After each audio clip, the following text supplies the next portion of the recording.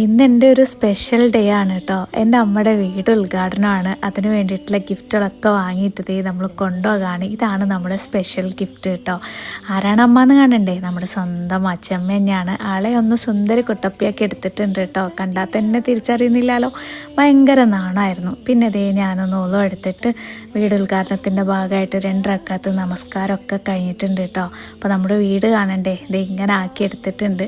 പിന്നെ ഞാനൊരു മുസ്ലിം ആയതുകൊണ്ടും അമ്മ ഒരു ഹിന്ദു ആയതുകൊണ്ടും ഞാൻ ഈ ഹെൽപ്പ് ചെയ്യുന്നത് കൊണ്ടും എൻ്റെ രീതിക്ക് മാത്രമേ ചെയ്യാൻ പാടുള്ളൂ എന്നില്ല കേട്ടോ.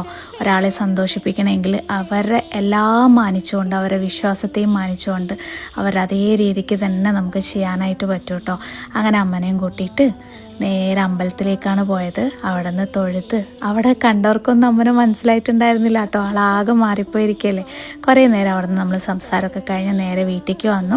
രാമച്ചന് കുറിയൊക്കെ തൊട്ടെടുത്തു. പിന്നെ ഇതേ സർപ്രൈസ് ആയിട്ടാണ് കേട്ടോ ഗിഫ്റ്റ് കൊടുക്കുന്നത്. വനയോലയിലൊരു കുടിലാണേ, ഭവനങ്ങളിലത് നിധിയാണേ, പടിവാതില് ചെറുതടിയാണേ, നിബി തങ്ങടെ പൂങ്കുടിലാണേ.